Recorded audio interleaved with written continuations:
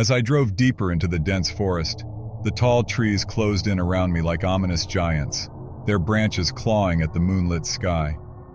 The winding road seemed to stretch endlessly ahead, disappearing into shadows that whispered of untold secrets. I gripped the steering wheel tighter, trying to shake off the unease creeping up my spine. It had started as a spontaneous adventure with friends, eager for a thrill on a moonless night.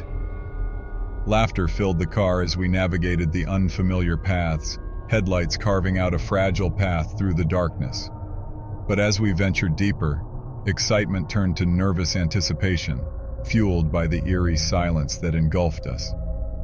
Suddenly, a loud crack echoed through the forest, startling us into silence. I slammed on the brakes, the car skidding to a halt on the gravel road.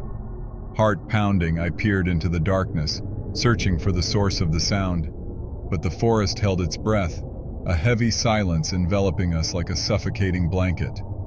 "We should go back," Sarah whispered, her voice trembling with fear.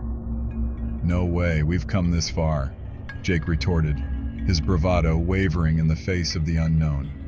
Reluctantly, I nodded, swallowing the lump in my throat. Putting the car back into gear, we continued our journey, the forest closing in around us with each passing mile. Shadows danced on the edges of my vision, whispering secrets I dared not decipher. Suddenly, headlights flickered in the rearview mirror, a lone figure emerging from the darkness. Panic seized my chest as the figure drew closer, its features shrouded in darkness.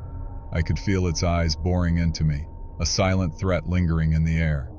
Without warning, the figure vanished into the night, leaving us trembling in its wake. Sarah screamed, the sound ricocheting through the car like a gunshot. Heart pounding, I pressed harder on the accelerator, desperate to escape the forest's grasp. But the road twisted and turned, leading us deeper into the heart of darkness. Trees blurred past like specters, their twisted branches reaching out to ensnare us. Panic clawed at my chest, each breath a struggle in the suffocating silence. Suddenly, the car lurched to a stop, the engine sputtering into silence. My heart sank as I realized we were stranded, alone in the heart of the forest. Shadows danced on the periphery of my vision, taunting us with their malevolent presence. "We have to get out of here," Jake muttered, his voice trembling with fear.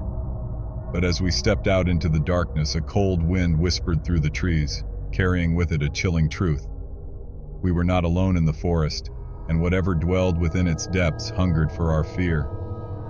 As the forest closed in around us, I knew we had ventured too far into the abyss, and now, as the darkness swallowed us whole, I could only pray that we would survive the night.